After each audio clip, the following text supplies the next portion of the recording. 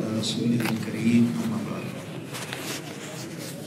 میرے بھائی دوستوں بزرگوں، ہم سب کو اللہ پاک نے بنایا ہے اور پھر جناب رسول اکرم صلی اللہ علیہ وسلم کے ذریعے سے آپ کی احادیث میں اور قرآن پاک جو اللہ نے اتارا ہے اس میں یہ بات بہت وضاحت سے ارشاد فرمائی گئی اور بیسیوں سینکڑوں مرتبہ یہ بات ارشاد فرمائی گئی کہ اس دنیا میں جو انسان کو اللہ نے بھیجا ہے یہ ہمیشہ رہنے کے لیے نہیں بھیجا۔ بہت ہی مختصر سا پیغام ہے۔ آپ علیہ السلام نے اس کی وضاحت اور آگے کر دی کہ مفہوم ایسے ہے، میری امت کی عمریں 60 اور 70 کے بیچ میں ہیں، بہت تھوڑے سے جو ہے اس میں سے آگے بڑھ گئی۔ اب یہ جو تھوڑا سا قیام ہے دنیا کا، یہ اس اعتبار سے بہت ہی جو ہے زیادہ اہمیت کا حامل ہے کہ اللہ رب العزت نے جو آخرت کی زندگی ہمیں بتائی ہے، جس کی مختصر بات یہ ہے کہ وہ نہ ختم ہونے والی زندگی ہے۔ آدمی سوچتا چلا جائے اس کو۔ امام غزالی رحمۃ اللہ نے جو مثال دی آپ سب حضرات نے سنی ہوئی ہے کہ زمین و آسمان کے درمیان کو رائی کے دانوں سے بھر دیا جائے، ایک پرندے سے کہا جائے ایک دانہ لے جا، پھر 1000 سال کے بعد دوسرا دانہ لے جا، تو یہ سارے دانے ختم ہو جائیں گے لیکن موت کے بعد والی زندگی ختم نہیں ہوگی۔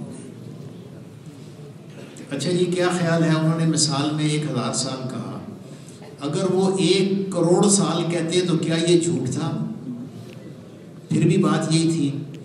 اگر وہ یہ کہتے کہ 1 ارب سال کے بعد ایک دانہ لے جا، پھر اور زمین سے لے کے آسمان تک کے سارے دانے ختم ہو جائیں گے، پھر بھی آخرت کی زندگی ختم نہیں ہوگی۔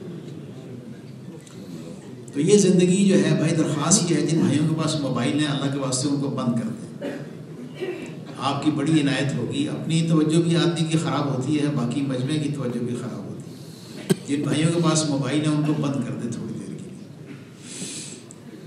تو درخواست یہ تھی کہ یہ زندگی جو تھوڑی سی ہے،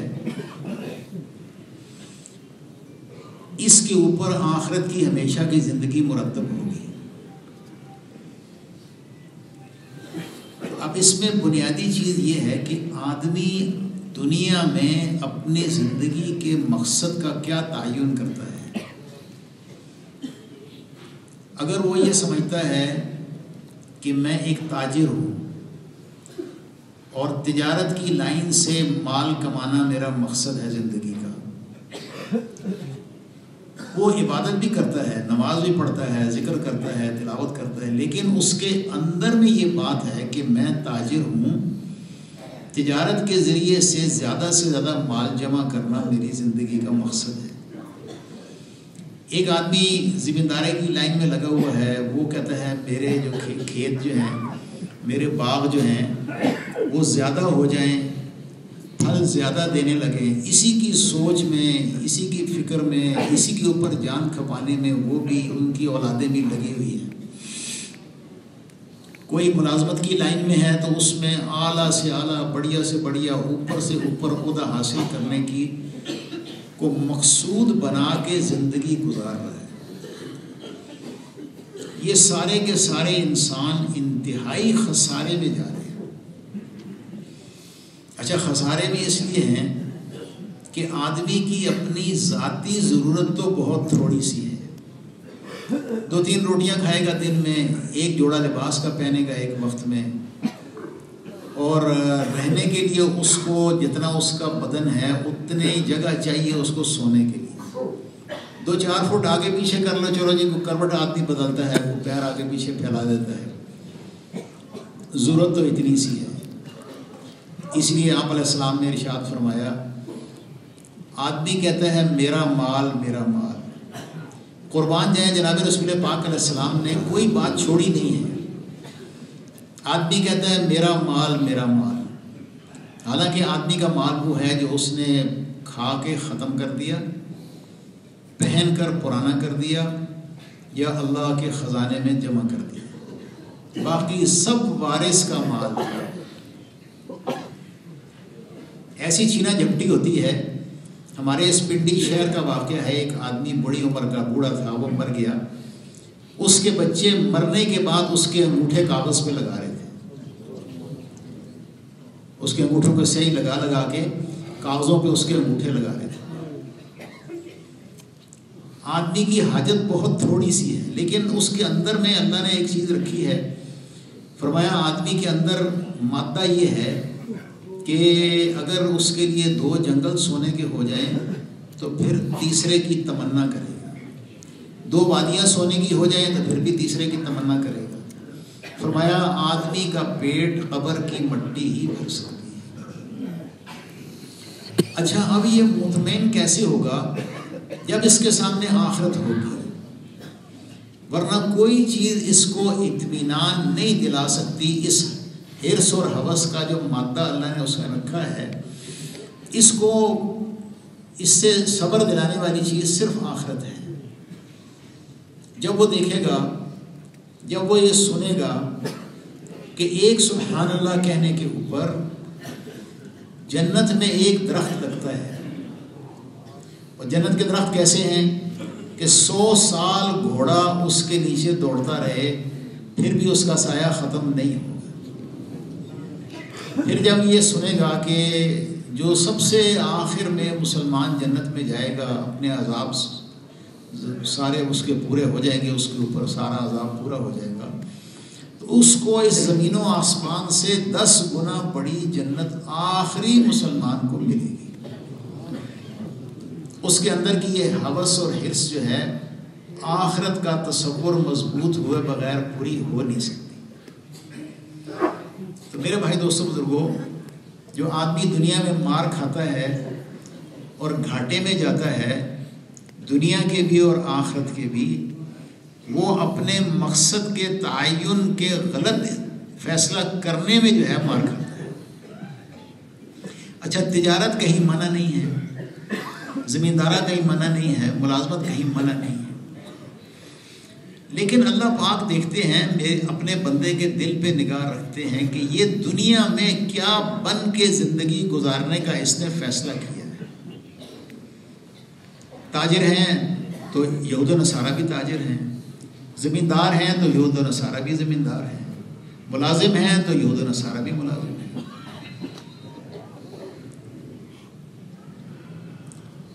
تو میرے بھائی دوستوں بزرگوں،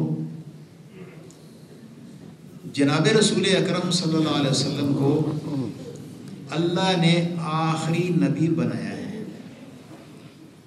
یہ ہم سب کا ایمان ہے۔ ہمارا مسلمان کا چھوٹا سا بچہ بھی اس بات کو کہتا ہے کہ حضور آخری نبی ہے۔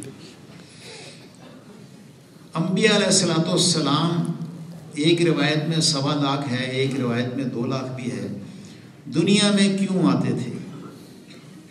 انبیاء علیہ السلام سب کا ایک ہی مقصد تھا کہ یہ جو پھیلی ہوئی انسانیت ہے، یہ کہیں دھوکے میں نہ رہ جائے، یہ اپنے اس مالک کو پہچان لے جس نے ان کو بنایا ہے، جس نے ساری کائنات کو بنایا ہے، جس کا ساری کائنات کے اوپر قبضہ ہے، اور جس نے ہمیشہ کی آخرت اس انسان کے لیے بنائی ہے۔ انبیاء علیہ السلام اس کے لیے دنیا میں آتے تھے، یکے بعد دیگرے انبیاء علیہ السلام آتے رہے، اور لوگ یہ سمجھتے تھے کہ یہ جو ہمیں دنیا میں ہم مزوں کی زندگی گزار رہے ہیں، اس سے جو ہے ہمیں ہٹانا چاہتے ہیں، اور آخرت جو ہم نے دیکھی نہیں، کسی کے سامنے نہیں ہے، وہ اس کی بات ہم سے کرتے ہیں، وہ تو کسی نے دیکھی نہیں ہے۔ تو انبیاء علیہ السلام کو تکلیفیں دیتے تھے، حتیٰ کہ شہید کرتے تھے، آرے سے چیرتے تھے۔ تو اللہ رب العزت نے یہ لمبا سلسلہ نبیوں کا آپ علیہ السلام پہ آ کے ختم کر دیا۔ اب آپ علیہ السلام کے بعد نبی آنے والا دنیا میں کوئی نہیں۔ اب یہ ہمارے سوچنے کی بات ہے کہ اللہ اپنے بندوں پہ بہت شفیق اور مہربان ہے، کیونکہ اس انسان کو اللہ نے اپنے ہاتھوں سے بنایا ہے اور اس سے اللہ کو بہت زیادہ لگاؤ ہے۔ کتابوں میں یوں آتا ہے کہ جب آدمی ایک دفعہ کہتا ہے یا اللہ، جب بندہ ایک دفعہ کہتا ہے یا اللہ، اللہ 80 دفعہ جواب دیتے ہیں، اے میرا بندہ، اے میرا بندہ، اے میرا بندہ۔ بندہ ایک دفعہ پکارتا ہے، اللہ 80 دفعہ جواب دیتے ہیں۔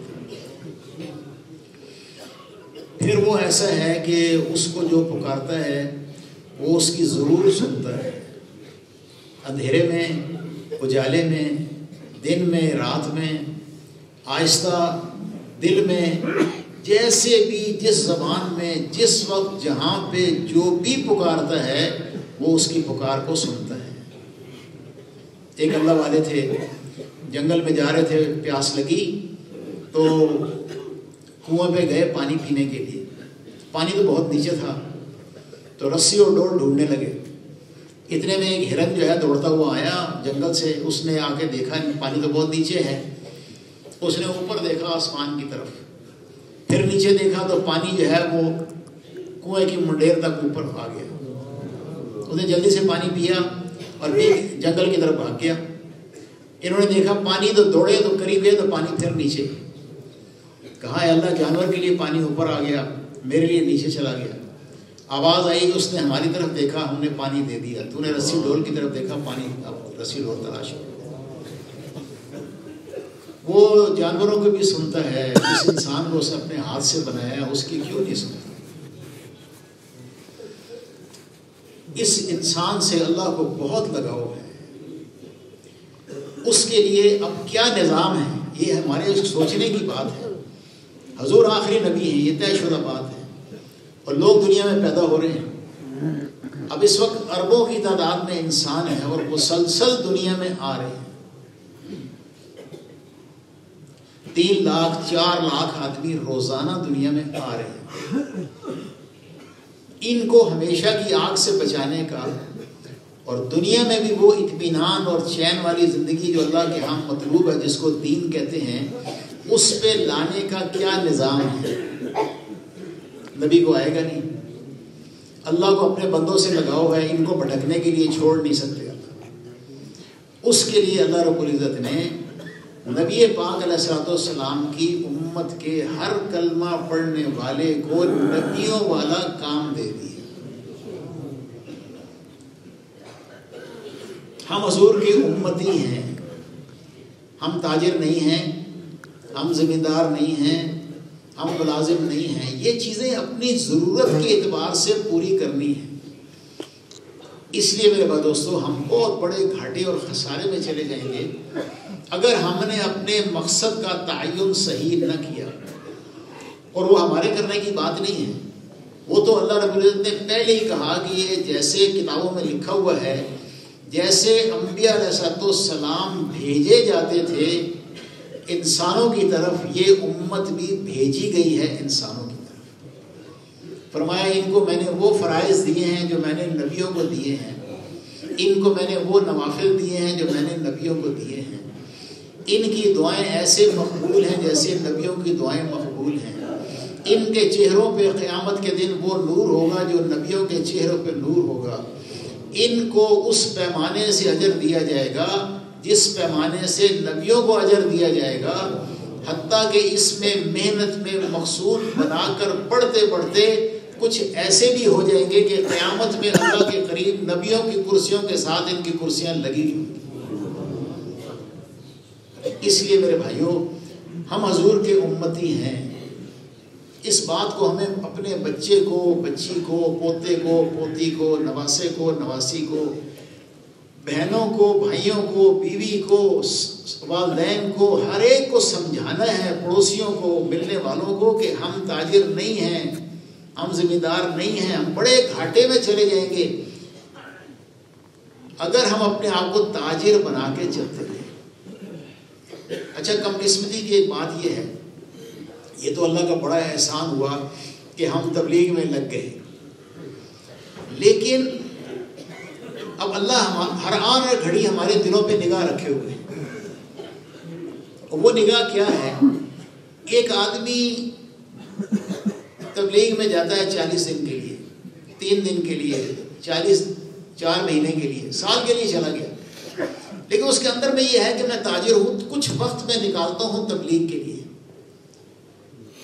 اس کو اس وقت نکالنے پہ اللہ کے ہاں اجر اور ثواب تو ضرور ملے گا، لیکن اللہ کے ہاں یہ تبلیغ والا شمار نہیں ہوگا. اللہ کے ہاں تبلیغ والا وہ شمار ہوگا جو انبیاء علیہ السلام کا حال تھا کہ اس کام کو اپنے امتی ہونے کو انہوں نے مقصد بنا کے اس میں لگے رہے، اور اس میں سے جو کچھ گنجائش نکلی اس میں بھی بچوں کو بھی دیکھ لیا، کھیتوں کو بھی دیکھ لیا، باغوں کو بھی دیکھ لیا، اور اللہ نے اس کی تفصیل ہمیں سمجھا دی. مدینے کے انصار پستے رہے، جو کچھ ان کے پاس تھا وہ سارا لگا دیا، کچھ مہاجرین پہ لگا دیا، کچھ باہر کے آنے والوں پہ لگا دیا. 80 آدمی ایک گھر کے اوپر آ کے پڑے ہیں،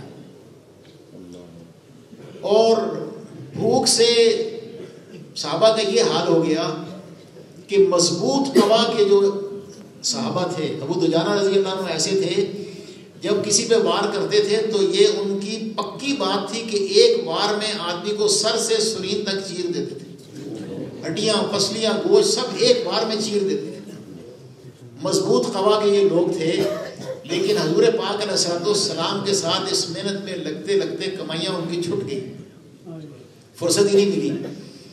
حتیٰ کہ حضور کے پیچھے صحابہ کی نماز پڑھتے پڑھتے آدھی صف بھوک سے گر جاتی تھی. حضور نماز بیٹھ کے پڑھ رہے تھے. ابو ہریرہ رضی اللہ عنہ نے کہا یا رسول اللہ آپ نماز بیٹھ کے پڑھ رہے ہیں؟ تو ارشاد فرمایا اے ابو ہریرہ مجھے بھوک نے بیٹھنے پہ مجبور کر دیا.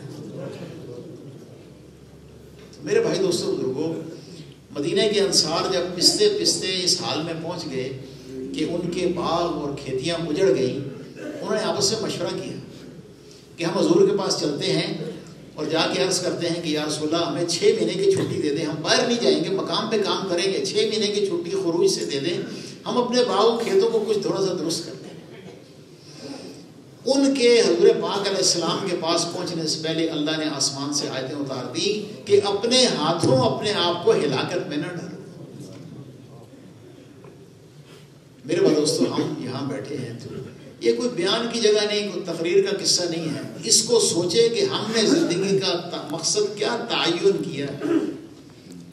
ہم حضور کی امتی ہیں، اور عائشہ رحمۃ اللہ کی اللہ خبر کو اور زیادہ نور سے بھرے، وہ ایک بات ارشاد فرمایا کرتے تھے اس میں کہ ہم حضور کے امتی ہیں، اور اس کی وجہ سے سارے عالم کے انسانوں کی ہمیشہ کی آخرت کے ہم ذمہ دار ہیں.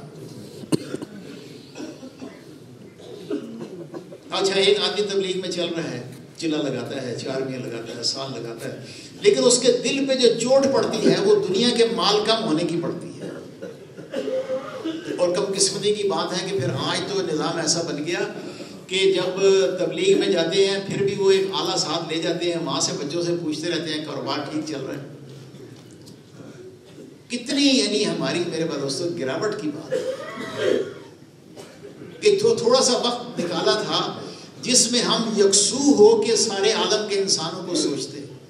یہ جو سسکتی ہوئی تڑپتی ہوئی جو انسانیت ہے، جن کو کوئی پوچھنے والا نہیں ہے، اور وہ جو ہے 2.5 لاکھ کے قریب ہر روز مر کے ہمیشہ کی آگ میں جا رہے ہیں، میرے بھائی دوستوں اس کا غم کیسے پیدا ہو؟ ہم حضور کے امتی ہیں، اور اللہ نے ہمیں سارے عالم کے انسانوں کی ہمیشہ کی آخرت کا ذمہ دار بنایا. اب یہ جو 2.5 لاکھ آدمی کل نکل گئے ہمارے ہاتھ سے، فرمایا یہ ایسی آگ میں جائے گا کہ اگر اس کی ایک چنگاری، صرف ایک چنگاری دنیا میں آ جائے تو پوری دنیا کو راکھ بنانے کے لیے ایک چنگاری کافی ہے. اس لیے میرے بات دوستوں درخواست یہ ہے، ہمارے بڑے جس بات کو کہتے ہیں اس کو ہمیں غور کرنا چاہیے. ساری زندگی ہمارے حضرات اس بات کو کہتے رہے کہ ہم حضور کی امتی ہیں، اور سارے عالم کے انسانوں کی ہمیشہ کی آخرت کے ہم ذمہ دار ہیں. اس کا تعین کرنا، اس کو اپنی زندگی کا مقصد بنانا، یہ بنیاد ہے.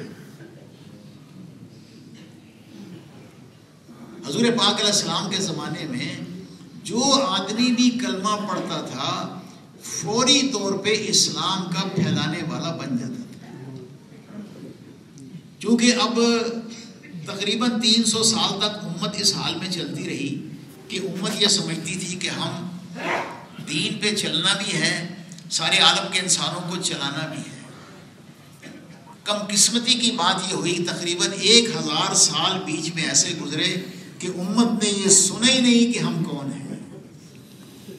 عبادات بھی بہت ہوئی جو بڑے اعلیٰ درجے کی بات ہے، کتنی نمازیں، کیسے روزے، کیسے حج پہ حج، یہ ساری چیزیں امت میں اللہ کے احسان ہے موجود تھی.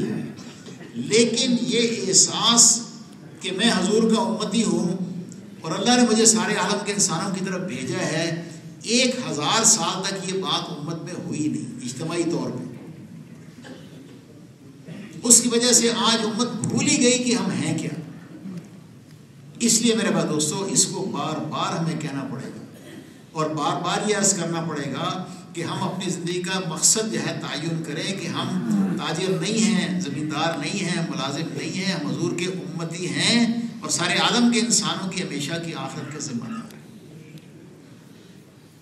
اب جناب رسول اکرم صلی اللہ علیہ وسلم نے چونکہ ایک امت بنانی تھی، آپ کو معلوم تھا کہ میں آخری نبی ہوں، تو آپ نے ایک امت بنائی.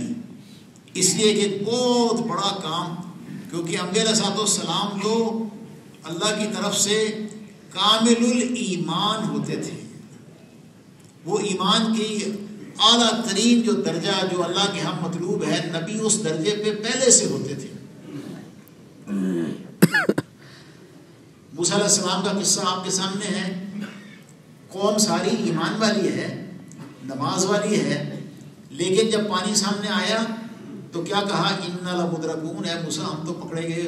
تو موسیٰ علیہ السلام کو بھی نظر آ رہا ہے دونوں سر کی دونوں آنکھوں سے کہ پکڑے گئے، کوئی راستہ نہیں ہے، پانی ہے آگے، پیچھے فوج ہے، رکتے ہیں تب مرتے ہیں، آگے جاتے ہیں تب مرتے ہیں. لیکن آپ نے کیا کہا؟ کلا، ہرگز نہیں، میرا اللہ میرے ساتھ ہے، راستہ دے. ابراہیم علیہ السلام کو ڈالنے لگے تو فرشتوں نے کہا مدد کرے، فرمایا نہیں، مجھے تمہاری حاجت نہیں ہے، میرا اللہ مجھے کافی ہے. کامل الایمان ہوتے تھے انبیاء علیہ السلام. لیکن ہم چونکہ امتی ہیں، نبی نہیں ہیں، لیکن نبی والا کام ہمارے ذمے آ گیا، تو اس لیے جناب رسول پاک علیہ السلام نے اس امت کو بنانے کی بڑی لمبی تفصیلی محنت کی ہے. اور یہ نظام ربی ہے کہ جو چیز اس امت میں سب سے زیادہ اہم ہے، جو اس داعی کو لے کے دنیا میں چلنا ہے، وہ اس کے اندر کا یقین ہے. اچھا، حضور علیہ السلام کو نبوت ملی 40 سال کی عمر میں. اچھا، تبھی عمر آدمی کی یہی ہوتی ہے 60 سال 70 سال 80 سال، چلو اتنی زندگی ہوتی ہے.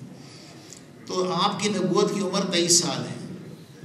23 سال میں سے آدھا وقت آپ پورا دین سکھانے کے لیے آئے ہیں، پوری زندگی کی ترتیب بتانے کے لیے آئے ہیں، لیکن آدھا وقت صرف اس بات پہ لگ گیا کہ دلوں کے اندر سے یہ نکل جائے کہ اللہ کے غیر سے نہیں ہوتا. یہ نکل گیا، اور اللہ سے ہوتا ہے، اللہ کے غیر سے.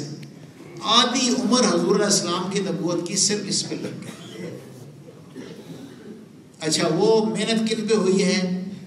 جو نبیوں کے بعد اس کائنات کی بہترین جماعت ہے، اس پہ 10-11 سال لگ گئے اس یقین کو بنانے کے لیے.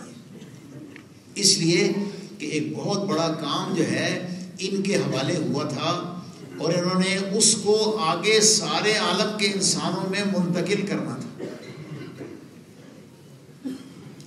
اب انبیاء علیہ السلام جو ہیں وہ تو سراپا نور ہوتے ہیں.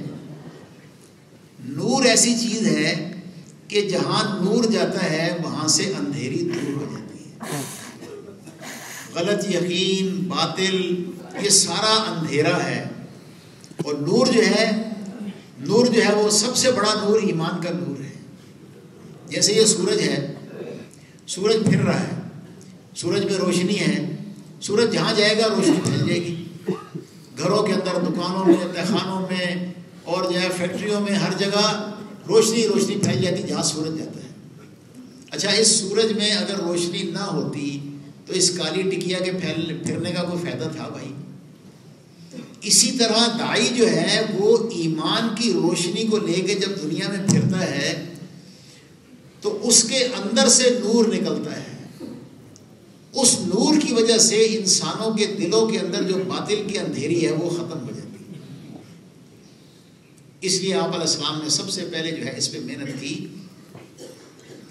اور پھر مکے کے اندر جو صورتیں آئی ہیں، جو آیتیں نازل ہوئی ہیں، ان میں بھی پچھلی قوموں کے واقعات اللہ نے بیان کیے، اپنی بڑائی اور عظمت کو بیان کیا، اپنے خالق ہونے کو بیان کیا. حتیٰ کہ پہلی جو آیت آئی ہے، اقرا بسم ربک الذی خلق، پیدا کرنے والے کے نام سے پڑھیے. پیدا کرنے والا ایک ہے، وہ چیزوں کا بھی پیدا کرنے والا ہے، وہ حالات کا بھی پیدا کرنے والا ہے. ہر چیز کے اندر جو صفت ہے اس اللہ نے رکھی ہے، اس صفت کے اوپر قبضہ اللہ کا ہے. پھر سارے نبیوں کے واقعات پیچھے سے چلے آ رہے ہیں صرف اس یقین کو بنانے کے لیے. اور میرے بھائی دوستوں، پھر صحابہ رضوان اللہ علیہ مجمعین ایسے یقین والے ہو گئے کہ جو مقصود اور مطلوب ہے کہ مخلوق کا تاثر دل سے ایسا ختم ہو جائے کہ حال کے آنے پہ نگاہ اللہ کی طرف جائے. اس لیے مولانا علیہ السلام تعالیٰ فرماتے تھے تمہارے ایمان کی کسوٹی، اگر تمہیں اپنے ایمان کو پرکھنا ہے تو تمہاری روزمرہ کی جو ضرورتیں حاجتیں ہیں وہ تمہارے ایمان کو پرکھنے اور کسوٹی چیز ہے. جب حاجت آئی ہماری نگاہ کہاں گئی؟ ہماری نگاہ کہاں گئی؟ پھر صحابہ رضوان اللہ علیہ مجمعین کہ آپ علیہ السلام نے اتنی تربیت کی اس کے اوپر اور اتنی محنت کی آپ نے کہ صحابہ کسی حاجت کے وقت میں کسی کی طرف نہیں دیکھتے تھے، اکیلے اللہ کی طرف دیکھتے تھے. حضور بیٹھے ہیں مسجد میں تو صحابہ کے ساتھ ایک صحابی رضی اللہ عنہ آئے، نماز پڑھی اور جانے لگے. حضور نے پوچھا تم کیوں آئے تھے؟ انہوں نے کہا اللہ اور اللہ کے رسول جانتے ہیں. یہ کہہ کے چلے گئے. حضور نے فرمایا اس کے گھر میں نمک ختم تھا، یہ اللہ سے نمک مانگنے کے لیے. انس رضی اللہ عنہ کا قصہ کتنا مشہور ہے. پر دوستو یہ کہانی نہیں ہے، سوچیں یہ ہے کیا. خادم نے آگے کہا انس آپ کا باغ بالکل خشک ہو گیا، پانی کی ضرورت ہے، اب کیا کیا ہے؟ سوچنے کی بات یہ ہے، یہ امت کے لیے قیامت تک کے لیے سبق ہے. صحابہ کی زندگی، وہ مبارک جماعت جس کو اللہ نے حضور کی جو ہے مصاحبت کے لیے چنا تھا، وہ بہت اونچے درجے کی جماعت تھی، اس لیے کہ ان سے اللہ نے آگے ساری امت کا جو ہے کام لینا تھا. انس رضی اللہ عنہ نے وضو کیا، 2 رکعت نماز پڑھ کے کہا، دعا مانگی اے اللہ ہمیں پانی دے، اور خادم سے کہا باہر دیکھو کیا ہو رہا ہے. اس نے آگے کچھ بھی نہیں ہے، دھوپ نکلی ہوئی ہے. دیکھیں اندر میں یہ تھا کہ کرنے والی ایک اکیلی اللہ کی ذات عالی ہے، اور ہمارے نبی علیہ السلام نے اس کا راستہ ہمیں نماز بتایا ہے. پھر 2 رکعت نماز پڑھی، کہا اب دیکھ کے آؤ. اس نے کہا جی آسمان پہ پرندے جتنا بادل کا ٹکڑا آ گیا. پرندے جتنا اتنے چھوٹے چھوٹے ٹکڑے تو بادل کو پھرتے رہتے ہیں، لیکن اندر میں کیا بات تھی کہ راستہ یہی ہے. پھر جو ہے 2 رکعت نماز پڑھی، کہا اب دیکھ کے آؤ. اس نے آگے کہا جی موسلا دھار بارش ہو رہی ہے. کہا یہ گھوڑا لے جاؤ چکر لگا کے آؤ، کہاں کہاں ہو رہی ہے. اس نے چکر لگا کے آ کے نا اللہ کی قسم انس تمہارے باغ پہ ہو رہی ہے اور کہیں بھی نہیں. میرے بھائی دوستو یہ یقین جو ہے اس کی حضور علیہ السلام نے پہلے محنت کی. جب یہ یقین دلوں کے اندر پختہ ہو گیا کہ کرنے والی ایک اللہ کی ذات عالی ہے، آج سے پہلے وہ ہوا جو اللہ نے چاہا. پھر اللہ نے اس کے واقعات بیان کیے. موسیٰ علیہ السلام کو جب نجومیوں نے کہا کہ ایسا بچہ ہوگا جو تیری حکومت کو ختم کرے، تو وہ موٹی عقل کا آدمی تھا اس اعتبار سے کہ جب وہ نجومی کہہ بھی رہے کہ ختم کرے گا، تو اس نے کہا چلو کوشش کرتے ہیں. تو بچے مارنے شروع کر دیے، لڑکے مارنے شروع کر دیے، لڑکیاں چھوڑنی شروع کر دی. 70,000 کو قتل کرا دیا. اللہ نے اپنی قدرت کو ظاہر کرنا تھا، ورنہ موسیٰ علیہ السلام کا بکسا بہتے بہتے اس کے محل کے سامنے سے گزر جاتا، رات کو گزر جاتا، کسی اور طرف کو چل دیتا. وہ اس وقت میں موجود نہ ہوتا، اپنی بیوی کے ساتھ دھیان نہ ہوتا. لیکن اللہ نے اپنی قدرت دکھانی تھی کہ ہوتا وہ ہے جو میں چاہتا ہوں. صندوق پکڑا گیا، باہر نکالا گیا، بچہ باہر نکالا گیا، فرعون نے گود میں لے لیا اور یوں کہتا ہے یہ وہی بچہ ہے، یہ وہی بچہ ہے۔ اللہ نے کہا اچھا تیری گود میں ہے، معصوم ننھی سی جان جو ہے ابھی پیدا ہوا ہے، یہ معصوم سی ننھی سی جان تیرے ہاتھ میں ہے، تو نے 70,000 کو مروایا، اس کو مار کے دکھا، مار کے دکھا اس کو۔ بیوی کہتی ہے یہ تو ہم اس کو اپنا بچہ بنائیں گے، ہماری آنکھوں کی ٹھنڈک بنے گا۔ کیا کہتا ہے؟ تیری آنکھوں کی ٹھنڈک بنے گا، میری آنکھوں کی ٹھنڈک نہیں بنے گا، یہ بھی کہہ رہے ہیں۔ اب موسیٰ علیہ السلام جو رونے لگے، وہ اتنا بڑا دشمن جس نے 70,000 قتل کروائے تھے اب پریشان ہو گیا ایک دم، کہہ لیں کوئی لاؤ دودھ پلانے والی ہمارے بچے کو دودھ پلائے گی۔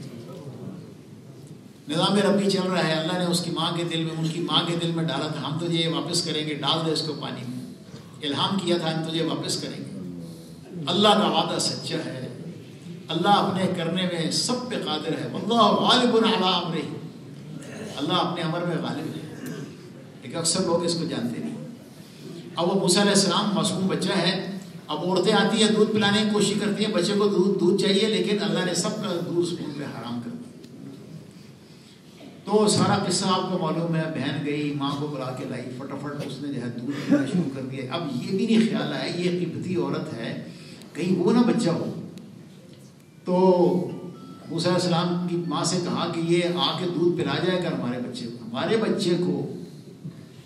تو وہ جو ہے چند دن تو آئی، اس نے کہا کہ میں اور بچے بھی ہیں، میں اتنی فارغ نہیں ہوں، دینا ہے تو یہ بچہ دے دو، وہ جو ہے میں گھر میں جو ہے اس کو جا کے دودھ پلا۔ کہا اچھا لے جاؤ، کبھی کبھی ہمیں دکھانے کے لیے لے آئے گا۔ وہ فوجی جو پہلے ڈھونڈتے تھے بچہ کہاں ہے اور مارتے تھے، اب وہ فوجی اس گھر کے گرد پہرا دے رہے ہیں جہاں موسیٰ علیہ السلام پل رہے ہیں۔ وہ پیسہ جو لگ رہا تھا موسیٰ علیہ السلام کو مارنے کے لیے، وہ پیسہ موسیٰ علیہ السلام کی ماں کو دیا جا رہا ہے وظیفے کے طور پر۔ وہ ہوتا ہے جو اللہ چاہتے ہیں، ساری مخلوق کو چاہے کہ یہ ہو، وہ نہیں ہوگا، وہ ہوگا جو اللہ چاہے گا۔ اب میرے بھائی دوستو، ہمارے اندر بھی یہ یقین آ جائے، اس کا ہمیں بہت زیادہ مذاکرہ کرنا پڑے گا۔ جو کوئی بھی آدمی اللہ کے غیر سے ہونے کو بولے، ہم فوراً اس کی نفی کریں۔ آدمی گرتے گرتے کہاں جاتا ہے۔ ہم ایک دفعہ امریکہ میں کچھ مقامی ساتھی تھے پاکستانی جو وہاں رہتے تھے، ان کی گاڑی میں بیٹھ کے جا رہے تھے ایک جگہ ویزے کے لیے، برازیل کی ایمبیسی میں۔ تو رستے میں ایک بڑی اونچی عمارت آئی، وہ جو ہمیں لے کے جا رہا تھا پاکستانی، وہاں کا جہاں کا رہنے والا، وہاں پہ تو پتہ کیا کہا اس نے کہا ساری دنیا کے فیصلے اس عمارت میں ہوتے ہیں۔ ہم نے کہا انا للہ و انا علی رضی اللہ رات کو جا رہے تھے، کچھ نوجوان ساتھ ہو گئے۔ علی رضی اللہ نے کہا تم کیوں ساتھ چل رہے ہو؟ کہ دشمنی ہے، دشمن سے خوف ہے کہ آپ کو نقصان نہ پہنچائے، آپ کی حفاظت کے لیے۔ فرمایا حفاظت آسمان والوں سے کرو گے یا زمین والوں سے؟ کہ جی زمین والوں سے کریں گے۔ فرمایا فیصلے آسمان پہ ہوتے ہیں، زمین پہ ان کا ضرور ہوتا ہے، جاؤ جا کے آرام سے سو، فیصلے آسمانوں پہ ہوتے ہیں۔ اس لیے میرے بھائی دوستو، ہم جو تبلیغ کے کام میں لگے ہیں، ہمیں سب سے پہلے جو ہے اپنی مقصد کا تعین کرنا ہوگا۔ کیوں جی سب نے فیصلہ کر لیا نا میں حضور کے امتی ہیں ہم، ہاں انشاءاللہ، بڑی کمزور سی انشاءاللہ آئی ہے۔ اور پھر اس یقین کو بنانے کی محنت کرنی ہے۔ اس کا راستہ کیا ہے؟ 4 راستے ہیں اس یقین کو بنانے کی۔ اسی کو کہنا، ہمارے عائشہ رحمۃ اللہ فرماتے تھے سارا دن ایک آدمی یہ کہتا رہے کہ اللہ سے ہوتا ہے، اور شام کو ایک بول ایسا کہہ دے جس سے اللہ کے غیر سے ہونا ثابت ہو، تو ایسا ہے جسے اس نے دودھ کی دیگ بھری سارا دن اور شام کو چند قطرے پیشاب کے ڈال دے۔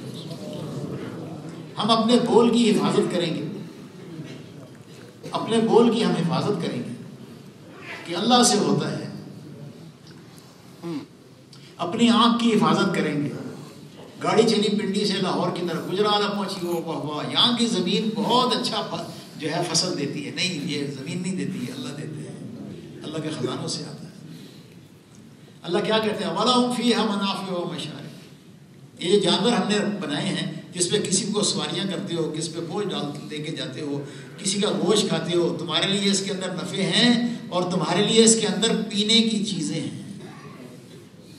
کیوں جی بھینس کو گائے کو ذبح کرو، دودھ نکلتا ہے اس میں سے، کہاں سے آتا ہے؟ اللہ سے۔ اللہ خود کہتے ہیں گوبر اور خون اور اس کے بیچ میں سے یہ پاک اور پاکیزہ اور ذائقے دار پینے والوں کے لیے مزیدار دودھ ہم بناتے ہیں۔ اچھا یہ ہم بار بار یہ کہا کریں، سارا دن اسی کو کہیں، 4 راستے اس یقین کو بھائی درخواست یہ ہے بند کر لو بھائی کو، بھائی اللہ آپ رات کو جزائے خیر دے، بڑی محنت کرتے ہیں آپ۔ تو 4 راستے ہیں اس یقین کو بنانے کے لیے، اسی کو کہنا ہے، اسی کو سننا ہے، اسی کو تنہائیوں میں بیٹھ کے تھوڑی دیر سوچنا ہے۔ ان آسمانوں کو کس نے بنایا ہے؟ اس سورج کو کس نے بنایا ہے؟ اس کی رفتار کس نے مقرر کی ہے؟ اچھا ہم لوگ چھاپتے ہیں، اس پہ لکھتے ہیں دائمی نقشہ اوقات نماز، لکھتے ہیں پرپیچول کیلنڈر، ہمیشہ کے لیے ہے دائمی نقشہ اوقات نماز۔ یہ کیوں لکھا ہے کہ 1 کروڑ سال کے بعد بھی سورج کے نکلنے کا وقت یہی ہو۔ ذالک تقدیر العزیز العلیم، یہ اس اللہ کی بنائی ہوئی تقدیر ہے جس نے سورج کو ایسا بنایا ہے، روشنی اس میں سے کم نہیں ہوتی۔ آج لوڈ شیڈنگ ہو گئی جی، آج کیا ہو گیا، آج لوڈ شیڈنگ ہو گئی، سورج میں ایسا نہیں ہوتا۔ اس کے اندر کیا نظام چل رہے ہیں، کتنے مربوط نظام چل رہے ہیں۔ زیادہ گرمی زیادہ ہو جائے تو لوگ مر جائیں، گرمی کم ہو جائے تو لوگ سردی سے مر جائیں۔ یہ کون بنانے والا ہے؟ تو 4 راستے ہیں، اسی کو کہنا ہے، اسی کو سننا ہے، تنہائی میں بیٹھ کے اسی کو سوچنا ہے، اور پھر رو رو کے اللہ سے مانگنا ہے۔ اے اللہ تیری ذات عالی سے ہوتا ہے، میں تجھ سے اس یقین کی بھیک مانگتا ہوں، دیے مجھے تو یقین نصیب کر۔ اب مکہ مکرمہ کی زندگی تو گزر گئی ایسے، اس یقین کو بنا کے صحابہ کو حضور لے آئے مدینے میں آپ نے آگے سب سے پہلے مسجد بنائی۔ حضور کی محنت کی ترتیب ہے۔ مکے میں زندگی ایسی تھی کہ وہاں جم کے کام کر نہیں سکتے تھے، ہر طرف سے جو ہے شدت، مخالفت، مار پڑ رہی ہے۔ صحابہ سے کہہ رہے ہاتھ نہیں اٹھانا، پٹتے چلے جاؤ۔ شیخ ابی طالب کے اندر 3 سال تک جو وہ گزرا وہ سب کو برداشت کرو، اور یقین کی بات چلتی رہی۔ ایک اجتماعی زندگی وہاں قائم ہونے کی کوئی شکل نہیں تھی۔ اللہ نے ہجرت کا حکم دے دیا، مدینے آ گئے، اور مدینے میں آ کے جو ہے سب سے پہلے مسجد بنائی۔ یہ مسجد جو ہے یہ مسلمان کی زندگی میں اتنی اہم چیز ہے کہ اس کے بغیر مسلمان کی زندگی ہے ہی نہیں۔ 3 کونے ہیں مسلمان کی زندگی کے، 3 کونے، ایک گھر، ایک کمائی کی جگہ، اور ایک مسجد۔ غیروں نے جو سب سے بنیادی محنت کی ہے وہ اس مسجد والے کونے کو کاٹنے کی ہے۔ بس یہاں سے مسلمان کی زندگی بکھر گئی، مسلمان کی زندگی میں سے دین نکل گیا، یہ در در کی ٹھوکریں کھانے والا بن گیا جب ایک در کے اوپر آ کے اس نے سجدہ کرنا چھوڑ دیا۔ جب یہاں کی ایک صف جو ہے اس نے چھوڑی تو پھر باہر کبھی آٹے کی صفیں، کبھی چینی کی صفیں، کبھی گھی کی صفیں لگنے لگی۔ اس مسجد کی اتنی اہمیت بیان کی۔ اچھا پڑوسی جو ہے وہ، پڑوسی کے کتنے حقوق ہیں کہ حضور پاک علیہ السلام نے فرمایا کہ اللہ نے مجھے پڑوسی کے بارے میں اتنی تاکید کی کہ مجھے گمان ہونے لگا کہ اس کو وراثت میں حصہ دیں گے۔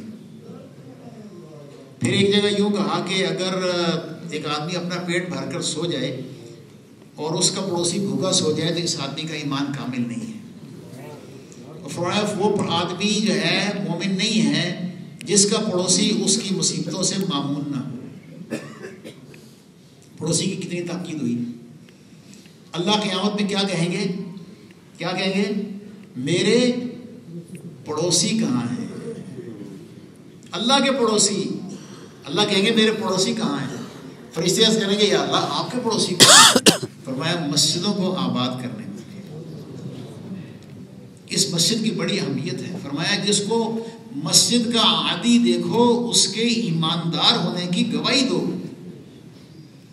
پھر فرمایا مسجد کی طرف جو قدم جاتے ہیں وہ جو ہے ہر قدم کے اوپر نیکی ملتی ہے، ہر قدم پہ گناہ معاف ہوتا ہے، ہر قدم پہ درجہ بلند ہوتا ہے۔ اور فرمایا جو لوگ مسجدوں میں رہتے ہیں وہ مسجد کے کھوٹے ہیں، فرشتے جو ہے ان کی اعانت کرتے ہیں، کسی کام کے لیے جائیں فرشتے ان کی مدد کرتے ہیں، وہ بیمار ہو جائے فرشتے ان کی اعانت کرتے ہیں۔ فرمایا مسجدیں محفوظ ہیں، مسجدوں میں رہنے والے محفوظ ہیں، مسجدوں میں برکت ہے، مسجدوں میں رہنے والوں میں برکت ہے۔ فرمایا قیامت کے دن جب سورج بالکل سروں پہ ہوگا، آفتاب سورج انتہائی تیزی پہ ہوگا، تو اللہ کے عرش کے نیچے جو ہے کچھ لوگ رہیں گے، ان میں ایک آدمی کون سا ہوگا جی؟ جس کا دل مسجد میں اٹکا رہے۔ اٹکا کیا ہوتا ہے؟ وہ اندر ہی رہے، وہ اس کا دل اندر ہی رہے کہ میں اندر ہی جاؤں۔ فرمایا مومن مسجد میں کیسے ہے؟ جیسے مچھلی پانی میں ہے۔ تو چھوٹا سا بچہ بھی سمجھتا ہے کہ مچھلی پانی سے باہر نکل کے تڑپتی ہے، تڑپتی نہیں تڑپتی، اور پانی کے اندر دوبارہ پھینک دو تو ایک دم سکون میں آ کے تیرنا شروع کر دے۔ ہمیں اپنے ایمان کی فکر کرنی پڑے گی کہ ہمارا دل مسجد کے اندر سکون پا رہا ہے یا مسجد کے باہر سکون پا رہا ہے۔ مومن مسجد میں ایسے ہے جیسے مچھلی، اور منافق مسجد میں کیسے ہے؟ جیسے پرندہ۔ کسی مسجد کا دروازہ اگر چھوٹا ہونا تو جمعے کی نماز یا عید کی نماز کے بعد اس دروازے کے اوپر دیکھیں کیا ہوتا ہے۔ پھنس جاتے ہیں لوگ کہ ہم جلدی نکلیں یہاں سے کسی طرح سے۔ اپنے ایمان کو ٹٹولنا چاہیے۔ مسجد جو ہے ہماری بنیاد ہے۔ مومن کا دل مسجد میں لگتا ہے، مومن مسجد کے اندر سکون پاتا ہے، اس کو مسجد میں راحت ہوتی ہے۔ پھر فرمایا مسجد کی طرف جو قدم جاتے ہیں وہ جو ہے ہر قدم کے اوپر نیکی ملتی ہے، ہر قدم پہ گناہ معاف ہوتا ہے، ہر قدم پہ درجہ بلند ہوتا ہے۔ اور فرمایا جو لوگ مسجدوں میں رہتے ہیں وہ مسجد کے کھوٹے ہیں، فرشتے جو ہے ان کی اعانت کرتے ہیں، کسی کام کے لیے جائیں فرشتے ان کی مدد کرتے ہیں، وہ بیمار ہو جائے فرشتے ان کی اعانت کرتے ہیں۔ فرمایا مسجدیں محفوظ ہیں، مسجدوں میں رہنے والے محفوظ ہیں، مسجدوں میں برکت ہے، مسجدوں میں رہنے والوں میں برکت ہے۔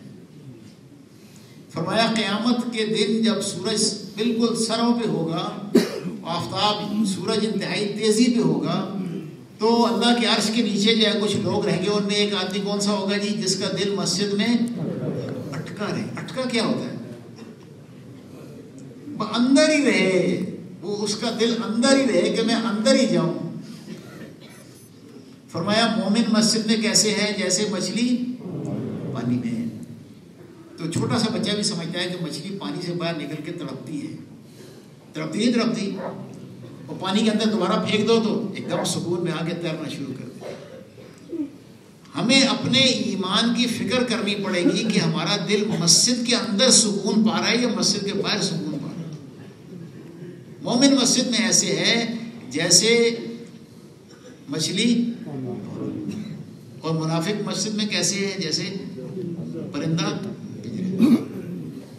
کسی مسجد کا دروازہ اگر چھوٹا ہونا تو جمعے کی نماز یا عید کی نماز کے بعد اس دروازے کے اوپر دیکھیں کیا ہوتا ہے۔ پھنس جاتے ہیں لوگ کہ ہم جلدی نکلیں یہاں سے کسی طرح سے۔ اپنے ایمان کو ٹٹولنا چاہیے۔ مسجد جو ہے ہماری بنیاد ہے۔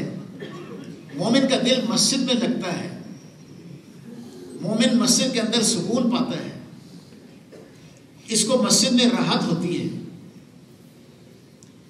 پہلے زمانے میں لوگوں کو معمول تھا گھر سے جب نکلتے کاروبار پہ جاتے، کمائی کی جگہ پہ جاتے، پہلے مسجد آتے تھے، 2 رکعت نماز پڑھتے، اللہ سے مانگتے، پھر جاتے کاروبار میں، جب واپس آتے پہلے مسجد آتے، پھر جو ہے اپنے جو ہے وہ گھر جاتے۔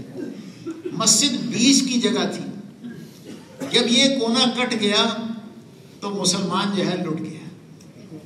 اب گھر سے مسجد، گھر سے کاروبار، کاروبار سے مسجد، اپنی گھر۔ یہ جگہ تھی ایسی جہاں ایک دوسرے سے ملتے تھے، اس کے کپڑے تو نہیں پھٹے ہوئے، اس کے چہرے کے اوپر جو ہے کوئی پریشانی تو نہیں، بھوک کی وجہ سے کوئی لاچار تو نہیں، آنے میں یہ کوئی بیمار تو نہیں، لنگڑا تو نہیں رہا، یہ کس حال میں ہے، یہ سارا مسجد میں پتہ چلتا تھا۔ یہود و نصارہ کی زندگی میں کیا ہے، اپنی زندگی میں گم رہو۔ ابھی بھی اللہ کا احسان ہے کہ ہمارے جو دیہات ہیں ان میں لوگوں کو یہ پتہ ہوتا ہے کہ فلاں پڑوسی ہے، فلاں کا یہ نام ہے، ایک دوسرے سے ملتے جلتے ہیں۔ شہروں کی زندگی تو ایسی ہو گئی کہ برسہا برس گزر جاتے ہیں، ساتھ والے پڑوسی کی خبر نہیں کون رہتا ہے۔ اس کے لیے اللہ نے اتنا مربوط نظام حضور کے ذریعے سے ہمیں دیا کہ مسجد جو ہے اس کے اندر سارے جمع ہو جائیں، 5 نمازوں میں مسجد میں جمع ہو جاؤ، جمعے کی نماز میں بڑی مسجد میں جمع ہو جاؤ، سارے ایک دوسرے کا حال معلوم کر لیں، اور حج کے اوپر سارے دنیا کے مسلمان جمع ہو جاؤ، ایک دوسرے کی خیر خبر لیں۔ دین کے اعتبار سے کیا حال ہے، یہ حج کا مقصود یہ تھا کہ سارے ملتے ایک دوسرے کے دین کی خبر لیتے۔ اللہ کی شان، یہود و نصارہ نے ہمیں وہاں بھی نہیں چھوڑا، وہاں کے بازار بھر دیے مالوں سے، اور حاجی جو ہے اب وہ مالوں کو خریدنے میں لگا ہوا۔ اس حج میں کیا نورانیت ہوگی۔ ہم گئے ایک دفعہ تو وہ ایک آدمی تھا یہاں پاکستان کا بیچارہ کسی دیہات کا، تو وہ سر کے اوپر جو ہے نا، آنے کے دن تھے، اس میں لوگ جو ہے خوب جو ہے حرم شریف میں جاتے ہیں، توبہ دلہ کرتے ہیں، طواف کرتے ہیں کہ بھئی، اور روتے ہیں کہ بھئی یہ واپسی کا وقت ہے، لیکن جو کچھ بازاروں میں پھیلا ہوا ہے وہ لوگ جو ہے اٹھا کے، تو سر پہ اتنا بڑا ڈبہ لے کے وہ بیچارہ آ رہا تھا اپنے رہنے کی جگہ۔ میں نے ایسے ہی کہا، میں کہ حاجی جی کی لے چلے ہو، کہ جی یہ اندر کمبل بھی ہے، چادر بھی ہے، تکیاں دے چھاڑ بھی نے، یہ سارا ایک سیٹ بنے دا ہے۔ میں نے کہا حاجی جی کتنے کا لیا ہے؟ کہندے نے اتھو لیا ہے 4200 دا، پاکستان ملتا سی 4800۔ اب بتاؤ بیچارہ وہاں سے اٹھا کے جو ہے وہ لا رہا ہے۔ تو بہرحال یہ بات یہ عرض کر رہا تھا میرے بھائی دوستو کہ مسجد جو ہے حضور علیہ السلام نے مسجد کو بنیاد بنایا۔ اب اس مسجد میں کیا ہو رہا تھا؟ اچھا، مسجد سے کٹنے کی وجہ سے ایک بڑا نقصان یہ ہوا کہ جس کو ہم دیندار کہتے ہیں، اور عمومی مسلمان کے ذہن میں یہ نقشہ ہے کہ مسجد نماز کی جگہ ہے، کیوں جی یہ خیال ہے نا، مسجد نماز کی جگہ ہے، پھر جو ہے نماز کے بعد مسجد کو لگاؤ، کیا کرو، تالا، یہاں سے کوئی پنکھا نہ لے جائے، یہ نہ لے جائے۔ یہ مسجد بالکل سادی بنی ہوئی تھی۔ عمر رضی اللہ عنہ کے زمانے میں کسی علاقے والوں نے ایک پکی مسجد بنا لی، تو عمر رضی اللہ عنہ نے فرمایا کہ میں جاؤں گا اور اس مسجد کو گراؤں گا۔ صحابہ نے سفارش کی، امیر المومنین اللہ کا گھر ہے، اب بن گیا ہے، کہتے رہے، حتیٰ کہ امیر المومنین نے اس کو گرانے کا ارادہ ترک کر دیا، لیکن بعد میں فرماتے تھے کہ کاش کہ میں اس وقت اس مسجد کو گرا دیتا تاکہ قیامت تک پکی مسجد بننا امت میں بند ہو جاتا۔ یہ کچی اچھی تھی، کچی ہی میں نورانیت تھی۔ حضور نے مسجد کیسی بنائی، نقشہ کیا تھا اس کا؟ کھجور کے تنے کھڑے کیے، اوپر پتے اور ٹہنیاں ڈال دی، یہ مسجد بن گئی۔ دیواریں اتنی چھوٹی چھوٹی کہ بکری کا بچہ پھلان کے اس کے اندر چلا جاتا۔ 10 سال حضور کی جو ہے مدینے کی زندگی میں 9 سال تک وہ مسجد اندھیری رہی، چراغ نہیں جلا اس میں، نہ کوئی استنجا خانہ تھا، نہ کوئی وضو کا انتظام تھا۔ بارش ہوتی تھی تو اندر جو ہے کیچڑ ہو جاتا تھا۔ حضور اسی کے اندر اپنے صحابہ کے ساتھ رہتے تھے، لیکن اس مسجد کو اعمال سے آباد کیا، اس لیے کہ یہ جو امتی ہے اس کے اندر کلمے والی صفت کے بعد کچھ اور صفات بھی چاہیے جس کو لے کے اس نے آگے دنیا میں پھرنا ہے۔ اس لیے میرے بھائی دوستو اس وقت جو بات عرض کی جا رہی ہے کہ ہر مسلمان کو پہلے مسجد کے ساتھ جوڑو اور مسجد کے اندر اعمال کرنے ہیں، یہ نہیں نماز پڑھی اور وہ گئے۔ جیسے میں نے پہلے بھی عرض کیا کہ یہ جو غلط تصور جو ہے قائم ہو گیا کہ مسجد صرف نماز کی جگہ ہے، باقی سارا دن مسجد خالی ہے۔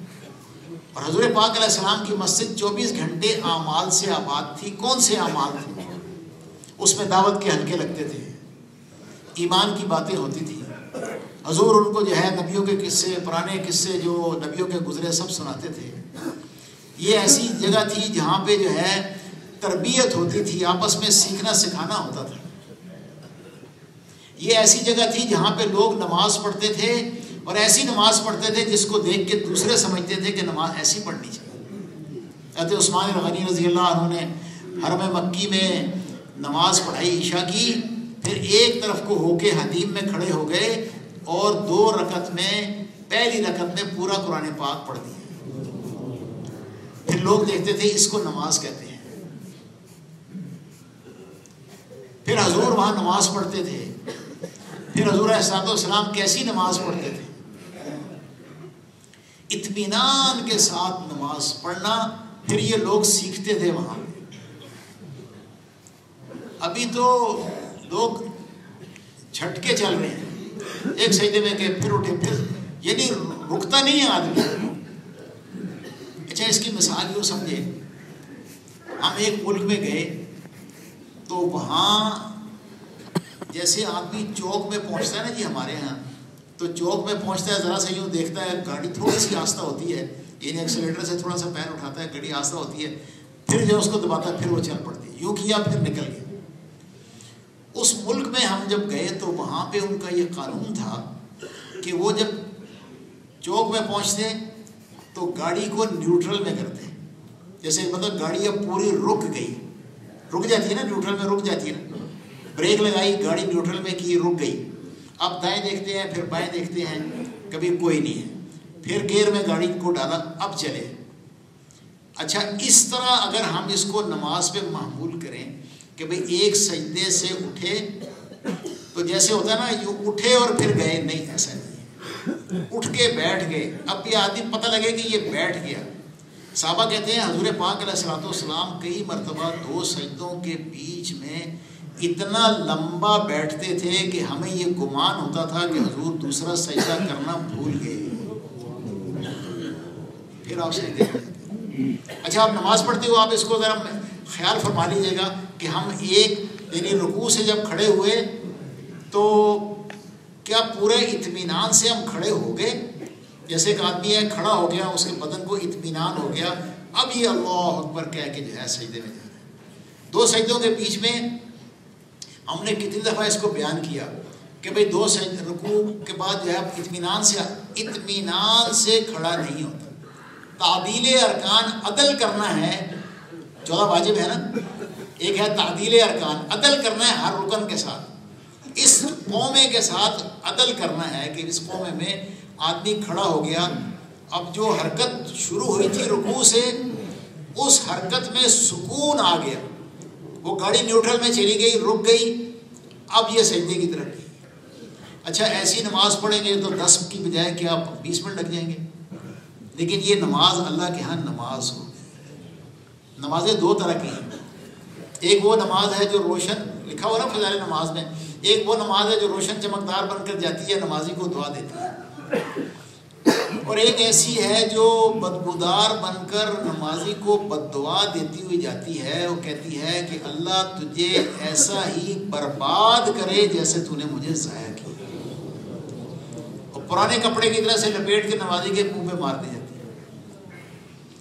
لکھا ہوا ہے کچھ نمازیں ایسی ہیں جو اللہ سے قریب کرتی ہیں، کچھ ایسی ہیں جو اللہ سے دور کرتی ہیں. یہ لکھا ہوا آدمی 60 سال تک نماز پڑھتا ہے، ایک بھی قبول نہیں ہوتی. کبھی رکوع ٹھیک نہیں کیا، سجدہ ٹھیک. رکوع سجدے میں مطلب یہ ہے کہ اطمینان آ جائے.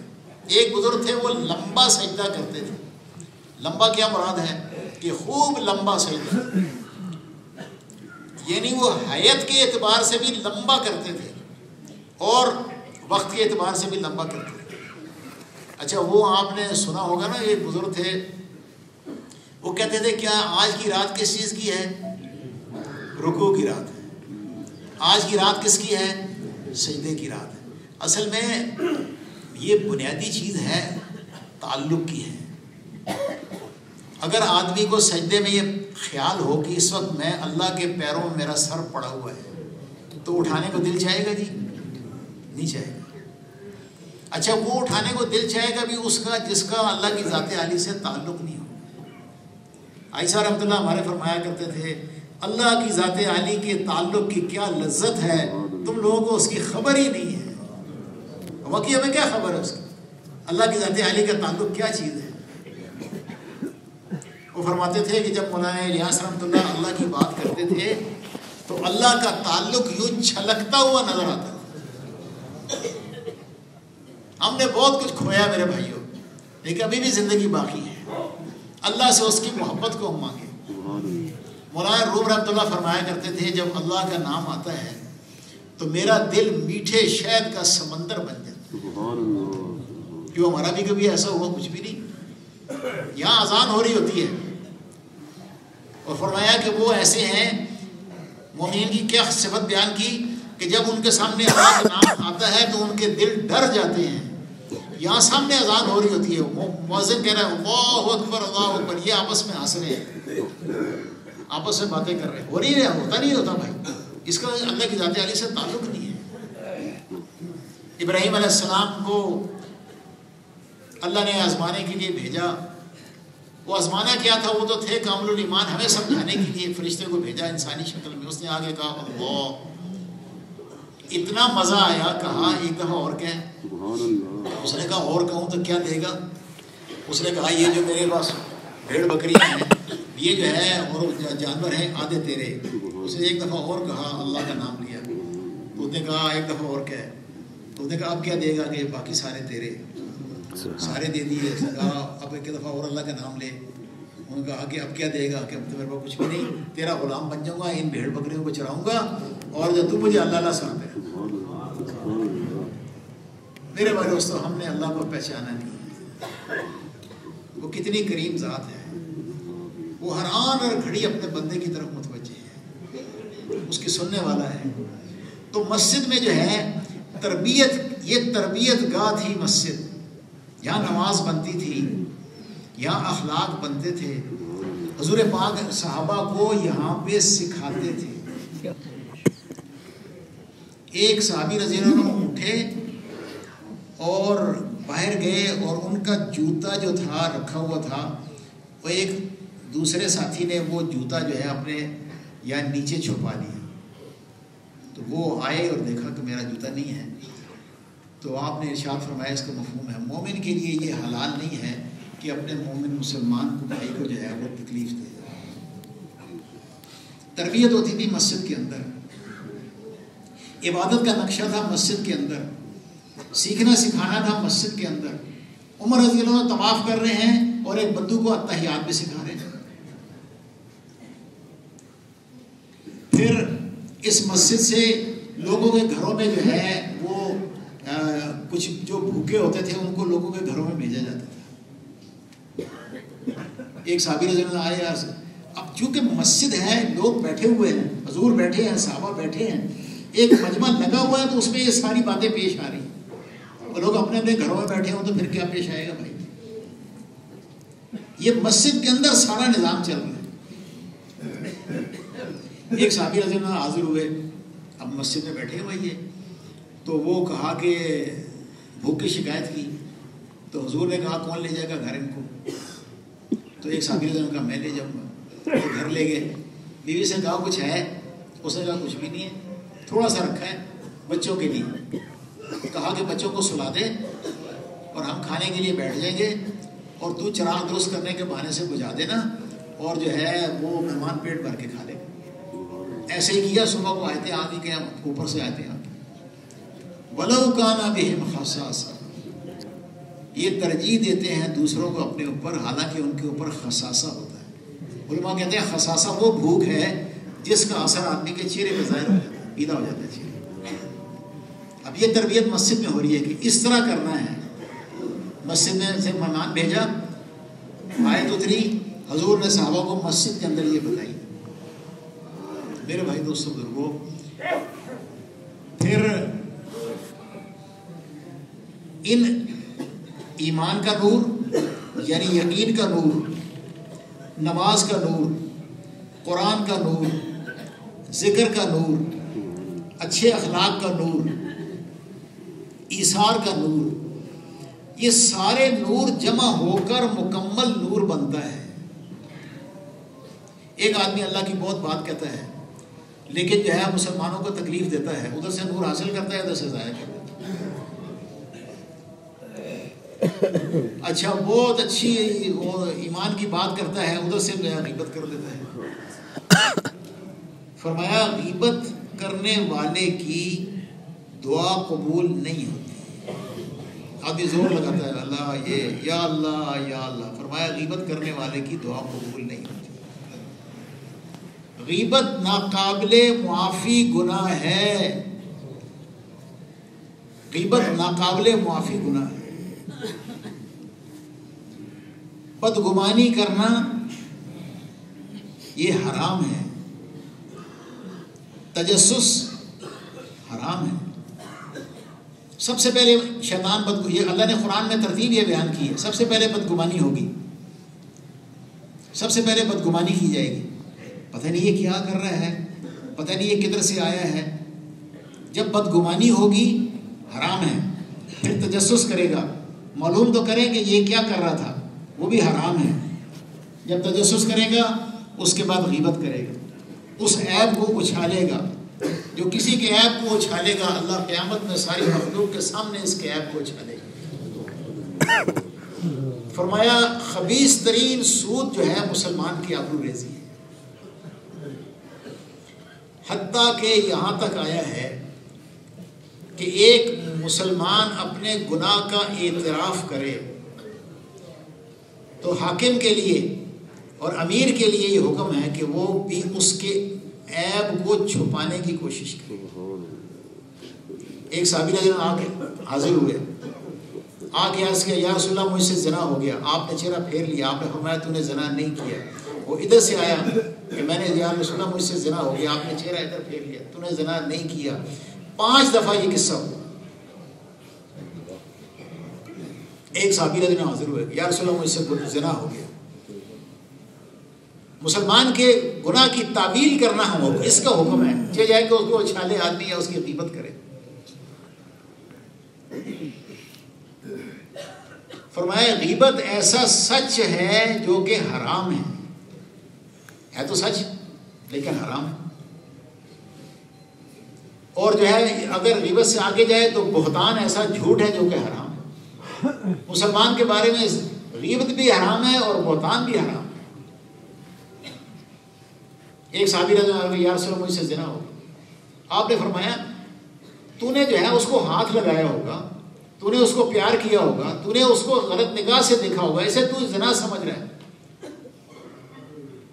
حضور تعویل کر رہے ہیں اس کی۔ علی رضی اللہ عنہ کے زمانے میں ایک آدمی پکڑ کے لایا گیا کہ امیر المومنین اس نے اونٹ چوری کیا ہے۔ تو امیر المومنین نے فرمایا کہ علی رضی اللہ عنہ نے دیکھو بھائی بات یہ ہے کہ اونٹ تو ہر طرح سارے ایک ہی طرح کے ہوتے ہیں نا، تو نے اپنا اونٹ سمجھ کے اس کو کھولا ہوگا۔ میں نے کہا نہیں امیر المومنین میں نے اپنا اونٹ سمجھ کے نہیں کھولا، میں نے واقعی جو ہے چوری کی نیت سے کھولا تھا۔ علی نے کہا جلاد کو بلاؤ، جلاد کو بلایا ہاتھ کاٹنے کے لیے۔ جلاد جب آ گیا علی نے اس کو چھوڑ کے چلے گئے۔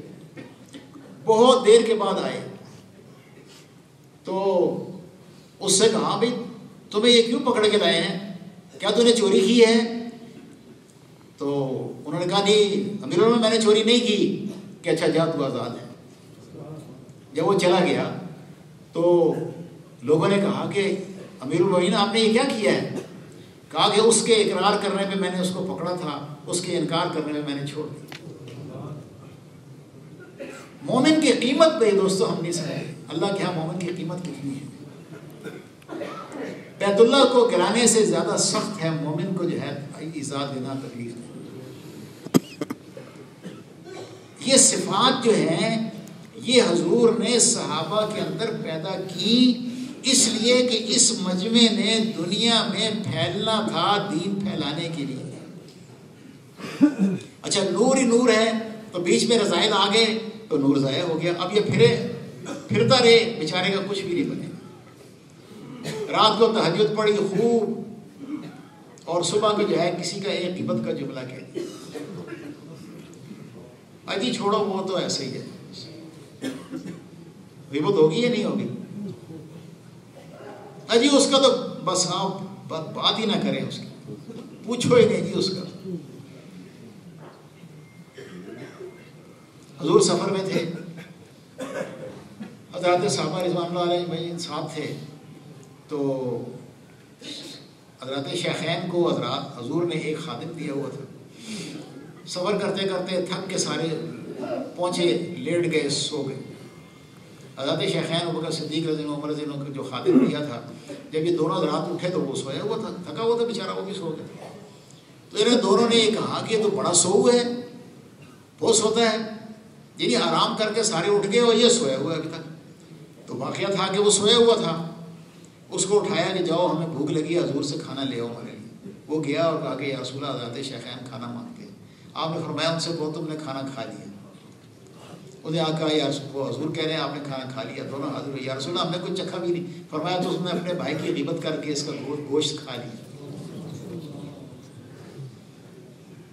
ہمارے ذمے ایک بہت بڑا کام ہے، اور اس کام میں آدمی انوارات کے ساتھ چلتا ہے. زبان کی حفاظت کرنی پڑے گی، آنکھ کی حفاظت کرنی پڑے گی. ایسا نہیں کہ آدمی جا بھی رہا ہے اور کنکھیوں سے آگے پیچھے دیکھ بھی رہا ہے. ہاتھ میں وہ جو آلہ پکڑا ہوا ہے اور اس میں جو ہے جو کچھ دیکھتا ہے وہ سب کے اللہ کی شان، بس اس کا کیا تذکرہ کیا جائے، کیسے بچ جائے گا آدمی. مولانا انعام الحسن صاحب رحمۃ اللہ علیہ نے ریونڈ کے اجتماع میں یہ بیان فرمایا. بیان میں یہ بات فرمائی، آدمی تہجد پڑھتا ہے، دعوت دیتا ہے، ذکر کرتا ہے، تلاوت کرتا ہے، اس کے اندر ایک عمارت بننی شروع ہوتی ہے. ایک بد نظری کرتا ہے ساری عمارت گر جاتی ہے. پھر بنانا شروع کرتا ہے، پھر تھوڑی سی بنتی ہے، پھر ایک بد نظری کرتا ہے، پھر گر جاتی ہے، موت تک اس کی بنتی نہیں ہے. جیسے غیبت کا کرنا حرام ہے، اس کا سننا بھی حرام ہے. آنکھ کی حفاظت کرنی پڑے گی. عثمان غنی نے فرمایا کرتے تھے کہ لوگ آنکھوں کا زنا کرتے ہیں اور ہماری مجلس میں آ کے بیٹھ جاتے ہیں. ہم داعی ہیں، ہم حضور کی امتی ہیں، ہمیں اللہ نے سارے عالم کے اربوں انسانوں کی ہدایت کے لیے جو ہے دنیا میں بھیجا، اس کا ذریعہ بنایا ہے، بشرطے کہ آپ بھی نور کے ساتھ چلیں.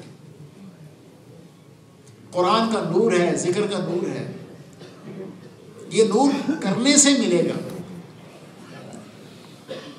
اس لیے مولانا الیاس رحمۃ اللہ فرماتے تھے جتنی تمہاری جلوت بڑھے اس سے زیادہ تمہاری خلوت بڑھے. یعنی جتنا پھرنا ہو لوگوں میں اس سے زیادہ تنہائی میں اللہ کے ساتھ بیٹھنا ہو. اور فرماتے تھے علم اور ذکر کے بغیر تبلیغ میں پھرنا آوارہ گردی ہے. حضرت جب جاتے شروع میں میوات جاتے، وہاں سے میواتیوں میں پھرتے رہتے واپس آ کے ایک ہفتہ اندر کمرے میں بند رہتے تھے، کسی سے بات نہیں کرتے تھے کہ دل کے اوپر جتنا آپ کے میل غبار آیا لوگوں سے ملنے کی وجہ سے اس کی صفائی کرنی. ہمیں تو خبر ہی نہیں ہوتی ہمارے ساتھ کیا ہوا کیا نہیں ہوا. کسی نے کہا یہ بڑے پہنچے ہوئے ہیں، پتہ نہیں کہاں پہنچے ہوئے ہیں. ہمیں بھی لوگ کہتے ہیں نا یہ تو بہت پہنچے ہوئے ہیں، پتہ نہیں کہاں پہنچے ہوئے ہیں. اللہ کو خبر ہے کہاں پہنچے ہوئے. یہ تو سارا موت کے اوپر فیصلہ ہو کہاں پہنچے ہوئے. حیران اور گھڑی ہمارے اندر جو ہم کچھ نہیں ہیں، ہم سے کچھ نہیں ہے. اور یہ کیفیت مولانا الیاس رحمۃ اللہ سے کسی نے کہا آپ اس صدی کے مجدد ہیں، اور اس میں کوئی شک ہے کہ وہ مجدد تھے؟ کوئی شک نہیں ہے. مجدد وہ ہوتا ہے کہ 100 سال میں اللہ جس کے ذریعے سے دین کو زندہ کرتا ہے. کسی نے کہا آپ اس صدی کے مجدد ہیں، فرمایا میں اس کام کا بگاڑنے والا ہوں. ہم نے یہ تو دیکھا ہماری وجہ سے لگے کتنے، ہم نے یہ نہیں دیکھا ہماری وجہ سے ٹوٹے کتنے. ہماری بدخلقی کی وجہ سے کتنے ٹوٹے، ہمارے غلط بول کی وجہ سے کتنے ٹوٹے. کتنوں کو ہم نے ڈانٹ دیا، کتنوں کو ہم نے برا بھلا کہہ دیا. برداشت وہ اللہ ہمیں نصیب فرما دے جو اس کام کے لیے ہے. اماں جان عائشہ رضی اللہ عنہ نے بھی کھانا تیار کرنا شروع کیا، اور حفصہ رضی اللہ عنہ نے بھی کھانا تیار کرنا شروع کیا. حفصہ رضی اللہ کا کھانا پہلے تیار ہو گیا. حضور صحابہ کے ساتھ بیٹھے ہوئے تھے مجلس میں. تو حفصہ رضی اللہ نے اپنا کھانا بھیج دیا. عائشہ رضی اللہ نے دیکھا کھانا تو حفصہ کا پہنچ گیا پہلے حضور کے پاس. خاتمہ کو بھیجا جا کے وہ جو برتن ہے نا مٹی کا جس میں وہ کھانا ہے وہ برتن ہی توڑ دے. تو انہوں نے وہ خاتمہ گئی اور وہ برتن اٹھایا, ڈیب مارا, برتن بھی ٹوٹ گیا, کھانا بھی پھیل گیا. قربان جائے نبی علیہ السلام پہ. یہ بھائی دوستوں محنت کا انداز ہے. یہ واقعات کروائے گئے ہیں, ہمیشہ یاد رکھیں. خدا نہ خواستہ صحابہ کی وہ کمی ہمارے دل میں نہ آئے. یہ جماعت ہے جو ہماری تربیت کے لیے اللہ نے یہ واقعات کروائے. عائشہ رضی اللہ فرماتی ہے میں اپنے حجرے میں سے دیکھ رہی تھی کہ جناب رسول اکرم صلی اللہ علیہ وسلم ٹوٹے ہوئے برتن کے ٹکڑوں کو بھی جمع کر رہے تھے اور گرے ہوئے کھانے کو بھی جمع کر رہے تھے, اور آپ کے چہرے پہ ناگواری کا کوئی اثر نہیں تھا. آپ کے چہرے پہ ناگواری کا کوئی اثر نہیں تھا. اور آپ نے زندگی بھر مجھے یہ نہیں کہا کہ عائشہ تو نے یہ کیا کیا تھا. زندگی بھر نہیں کہا عائشہ تو نے یہ کیا کیا تھا. تو میرے بھائی دوستوں بزرگوں, مومن اپنے اخلاق کے ساتھ اس دنیا میں دین کو عام کرے. صحابہ تو کسی کی زبان نہیں جانتے تھے. کیا خیال ہے جی وہ عربی کے علاوہ کچھ جانتے تھے؟ اور دنیا میں عربی یمن اور سعودی عرب کے علاوہ کہیں عربی تھی ہی نہیں. کوئی ان کو جانتا نہیں تھا, کوئی ان کا استقبال کرنے والا نہیں تھا, کوئی ان کے پاس مال نہیں تھا جس کو وہ تقسیم کر رہے تھے. ان کے وہاں اپنے کھانے پینے کے لیے کچھ نہیں تھا. لیکن ساری دنیا کیوں کھنچ گئی ان کی طرف؟ اس لیے کہ ان کے اندر نور تھا اعمال کا, ان کا سلوک تھا آپس میں, ایک دوسرے کی برداشت کرنے والے تھے, ایک دوسرے پہ جان دینے والے تھے, ایک دوسرے کو راحت پہنچانے والے تھے. ہم تو تبلیغ میں چلتے چلتے اگر کسی مسجد میں ایک پنکھا ہو تو پھر ہر آدمی کی کوشش ہوتی ہے میرا بستر پہلے لگ جائے اس کے نیچے. کیا خیال ہے؟ کبھی ایسا بھی ہوا ہے کہ پنکھا وہیں ہو اور ایک کا بستر وہاں, ایک کا وہاں, بھائی کیوں نہیں لگاتے کہ جی میرا بھائی لگا. پہلے زمانے کا واقعہ ہے کہ وہ کئی آدمی تھے, روٹیاں تھوڑی سی تھیں, تو جو ہے وہ کھلانے والوں نے یہ کہا کہ چراغ بجھا دو. چراغ بجھا دیے, روٹیوں کے ٹکڑے کر کے دسترخوان پہ ڈال دیے. اب وہ آوازیں آ رہی ہیں کھانا کھانے کی, اور جب چراغ جلائے تو سارے منہ ویسے ہی چلا رہے تھے, جب جب کر رہے تھے روٹیوں کے ٹکڑے ویسے ہی پڑے تھے. یہ امت ایک زندگی لے کے دنیا میں چلی ہے میرے بھائی. ایسے نہیں ہو جائے گا کہ بھائی جیسے ویسے چلتے رہو دنیا میں دین پھیل جائے گا. پھر بھی اللہ کا احسان ہے, جیسے ہم ٹوٹے پھوٹے اور خطاؤں سے بھرے ہوئے چل رہے ہیں, پھر بھی اللہ نے ساری دنیا میں دین کے نقشے قائم کر دیے, اس لیے کہ اس کی ذات کریم ہے. وہ موسیٰ علیہ السلام کا جو وہ بھیس بنایا تھا نا جادوگروں نے, اللہ نے ان کو بھی ایمان دے دی. لیکن میرے بھائی دوستوں ایک بات یہ ہے کہ حضرات سے ہم نے یہ سنا کہ ایک مجموعہ ایسا ہوگا دنیا میں جس پہ رکھ کے اللہ فیصلہ کرے گا عمومی ہدایت کا. ثواب سب کو ملے گا. حضرات فرماتے ہیں تم آپس میں لڑو, مکے مارو ایک دوسرے کو, کچھ بھی کرو, تمہارے جو ہے نا 49 کروڑ کہیں گئے ہی نہیں. ثواب ملے گا چلنے والوں کو. لیکن ایک مجموعہ ایسا ہوگا جس پہ رکھ کے ایک وقت آئے گا اللہ عمومی ہدایت کا فیصلہ کرے گا. یہ وہ مجموعہ ہوگا جس کے اندر جب اللہ جھانکے تو اس کے سوا کچھ نہ ہو, اے اللہ اپنے بندوں کو ہدایت دے, اس تڑپتی ہوئی سکتی ہوئی انسانیت کے حال پہ رحم کر دے. کون ان کی طرف جائے گا؟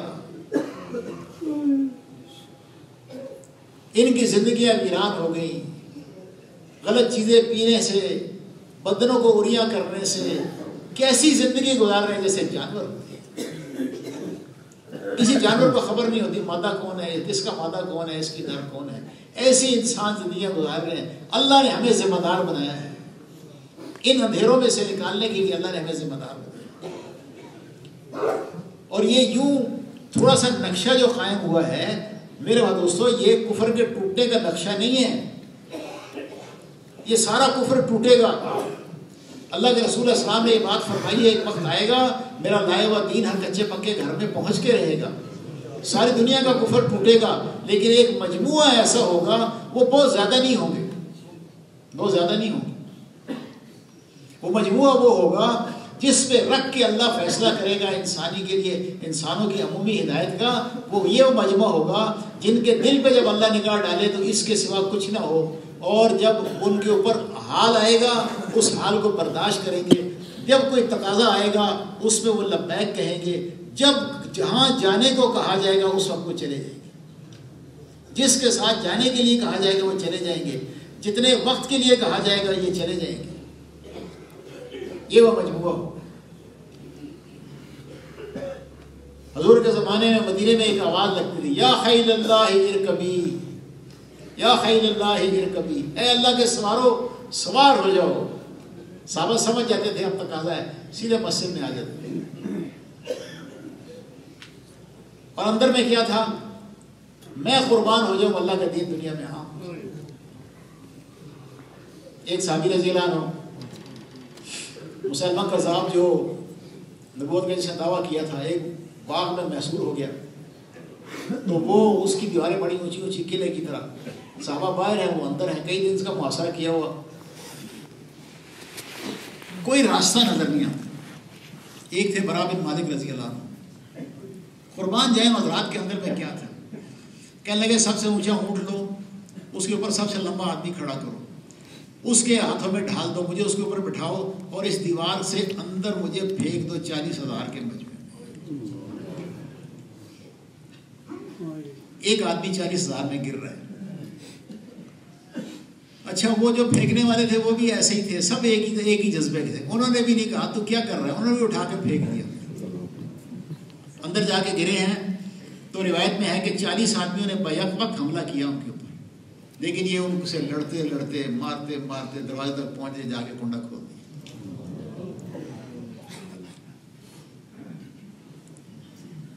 ایک صحابی رضی اللہ عنہ مراکش پہنچ گئے، عقبہ بن نافع رضی اللہ عنہ، آگے پانی آ گیا، سمندر میں گھوڑے کو ڈال دیا، گردن تک پانی آ گیا، کہنے لگے اے اللہ اگر مجھے خبر ہوتی اس پانی کے پار تیری کوئی مخلوق رہتی ہے تو میں تیرا پیغام لے کر ضرور ان تک چلا جاتا۔ اندر کے جذبے کیا ہے؟ میرا مکان 7 مرلے کا ہے، میرا 1 کنال کا ہو جائے، میری گاڑی چھوٹی ہے بڑی ہو جائے، پرانے ماڈل کی نئے ماڈل کی ہو جائے، میرے بچے جو ہیں ان کے ایسے کپڑے ہو جائیں، کیا جذبے ہیں میرے دوست۔ کچھ فیصلہ کرنے کی بات ہے۔ ہم دنیا میں ایک بہت بڑی بات کے لیے آئے ہیں، ہم دنیا میں نبیوں والے کام کے لیے آئے ہیں، ہم سارے عالم کے انسانوں کو ہمیشہ کی آگ سے بچانے کے لیے آئے ہیں۔ ہم حضور کی امتی ہیں، اللہ نے ہمیں سارے عالم کے انسانوں کی آخرت کا ذمہ دار بنایا، تو وہ طبقہ ایسا ہوگا کہ اس پہ رکھ کے اللہ فیصلہ کرے گا۔ اچھا، پھر یہ کیسے ہوں گے؟ سبحان اللہ العظیم، یہ قیامت میں جب میدان حشر قائم ہو جائے گا تو یہ سیدھے چلے جائیں گے جنت کے دروازے پہ، تو کہیں گے فرشتوں سے دروازے کھولو، انہوں نے کہا دروازے کھولو، کوئی حساب کتاب کدھر ہے؟ کہیں گے ہمارا حساب کتاب نہیں ہے، تو کہیں گے اچھا اللہ سے پوچھتے ہیں، اللہ سے پوچھیں گے اللہ یہ کچھ لوگ آئے ہیں کہتے ہیں ہمارا حساب کتاب نہیں، دروازے کھولو۔ اللہ فرمائیں گے بے شک ان کا حساب کتاب نہیں ہے، اے میرے فرشتوں ان کے لیے جنت کے دروازے کھول دو۔ یہ وہ لوگ تھے جو دنیا میں میرے دین کے لیے اس طرح پھرتے رہے، جس کی وجہ سے ان کی خواہشات ان کے سینوں کے اندر اٹکی ہوئی رہ گئی۔ میں تو ان کو حساب کتاب کی تکلیف بھی دیکھنے کی بھی تکلیف نہیں دینا چاہتا، ان کے دروازے کھولو تاکہ یہ اندر چلے۔ تو کیوں جی، ان میں سے بننا ہے کہ نہیں؟ تیار ہے نا؟ پھر کچھ کرنا پڑے گا، کچھ کرنا پڑے گا۔ اور ہمارے عیسیٰ عبداللہ فرماتے تھے ہم تو پہلے ہی بہت تاخیر ہو گئی، مخلوق کی مخلوق ہمارے ہاتھوں سے چلی گئی۔ گئی یا نہیں گئی بھائی؟ 2.5 لاکھ ایک دن میں گئے تو ایک سال میں 9 کروڑ گئے۔ یہ جو پچھلا سال 2020 گزرا ہے، 9 کروڑ آدمی ہمارے ہاتھ سے نکل کے ہمیشہ کی آگ میں چلے گئے۔ یورپ میں 2 ٹرینوں کی ٹکر ہو گئی، بہت سارے لوگ مر گئے۔ حضرت جی مولانا نام رحمۃ اللہ سے کسی نے کہا کہ حضرت میں ٹکر ہو گئی، اتنے آدمی مر گئے۔ حضرت نے ٹھنڈی سانس بھری، ایمان والوں کی بات اور ہی ہوتی ہے، ٹھنڈی سانس بھری، حضرت نے فرمایا وہ چلے گئے اور ہم ان تک پہنچ نہیں سکے، ہم ان تک پہنچ نہیں سکے۔ تو ساری دنیا میں جانے کے لیے تیار ہے نا؟ سال کے تقاضے ہیں، 7 مہینے کے تقاضے ہیں، اس کے لیے ہر آدمی کے اندر میں جذبہ ہو کہ میں جاؤں گا۔ لیکن بھائی دوستوں، 7 مہینے میں جانے کے لیے اچھا ایک درخواست یہ ہے، اللہ آپ حضرات کو جزائے خیر دے، آپ نے اطمینان سے بات سنی ہے، تھوڑی دیر کی اور بات ہے، اس کے بعد پھر انشاءاللہ نماز ہو جائے گی، اس کے بعد اپنے آپ تقاضوں میں لگ جائے گی۔ تشکیل تک کوئی ساتھی اٹھ کے نہ جائے، کریں گے نا ایسا انشاءاللہ، جم کے بیٹھیں گے۔ اچھا جتنی تشکیلیں ہوں گی سب کو اجر ملے گا بیٹھنے والوں کو، اگر اٹھ گئے بکھر گئی تشکیلیں بکھر گئی تو خدا خواستہ ہم ذریعہ نہ بن جائیں۔ اس لیے میرے بات دوستو، جب سال 7 مہینے کے لیے جانا ہے، اندرون ملک سال کے لیے جانا ہے، دور دراز علاقوں میں پھرنا ہے، تو اس کے لیے پہلے کیا کرنا پڑے گا جی؟ 4 مہینے لگانا